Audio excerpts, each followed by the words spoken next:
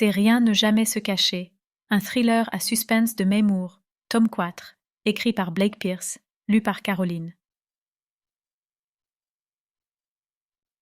Prologue.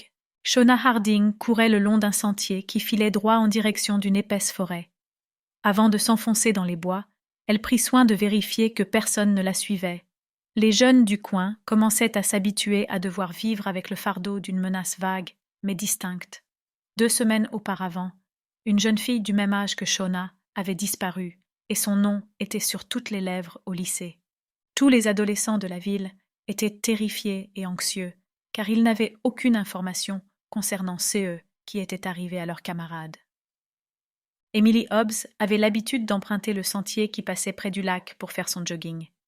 Il arrivait à Shona de la croiser lorsqu'elle sortait courir. Depuis la disparition, Shona avait changé d'itinéraire et sa façon de courir n'était plus la même. Elle prenait ses précautions, car elle ne savait pas exactement ce qui était arrivé à Emily, et si celle-ci avait été enlevée en faisant son jogging. Tandis qu'elle continuait à courir, profitant de la chaleur d'un après-midi de début d'été, Shona songea à la disparue. Il était possible qu'Emily se fût enfuie, mais c'était peu probable. Pourquoi aurait-elle fugué? Elle était dans la même classe que Shona à Chestnut Hill High, et elle partageait un certain nombre d'amis en commun.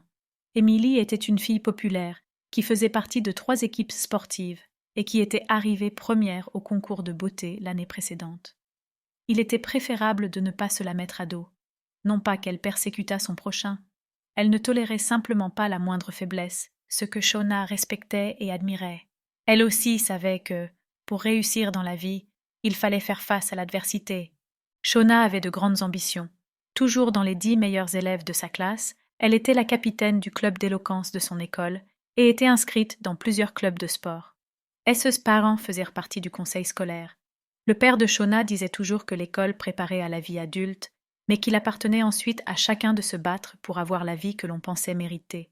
Pour lui, se taire n'avait aucun sens, et il préférait faire montre de sévérité avec les gens plutôt que ne laisser aucune trace sur eux. Faire face à l'adversité, c'était la leçon que Shona avait retenue de son père. Mais faire partie d'un groupe d'adolescents populaires et maintenir un carnet scolaire immaculé n'étaient pas des choses faciles à gérer. Shona s'inquiétait en permanence de ne pas être à la hauteur, de ne pas être appréciée à sa juste valeur. Au fond, Shona se demandait si Emily ressentait la même chose. Était-elle différente de la jeune femme forte et sûre d'elle que tout le monde connaissait? Shona avait quelquefois été tentée par la perspective d'une fugue, mais elle avait toujours refusé de donner l'impression qu'elle craignait quelque chose. Non, Emily n'était pas de celles qui fuyaient. Fuir constituait un aveu de faiblesse. C'était ce qu'affirmait toujours le père de Shona. Quelqu'un d'aussi prospère qu'Emily n'aurait pas fait une telle chose. C'était inconcevable. Son avenir était déjà tracé devant elle. Tout le monde savait qu'Emily deviendrait un jour une grande avocate criminelle, comme sa mère l'aurait été si elle n'avait pas déménagé dans cette petite ville. Bizarrement, Shona sentait que les dés étaient aussi truqués la concernant. Elle évoluait sur une route tracée à l'avance, et aucune bifurcation n'était autorisée.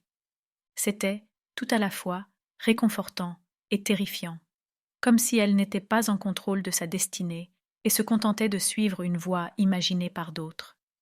Ici, le long de cette piste, elle pouvait choisir son propre chemin, bien que cette liberté fût désormais restreinte à cause de CE qui était arrivé à Emily. Que s'était-il vraiment passé? Shona se le demandait. Emily avait quitté le lycée comme si de rien n'était, puis elle avait disparu. Il était de notoriété publique qu'elle aimait courir l'après-midi. Au même moment, Shona entendit une voix derrière elle.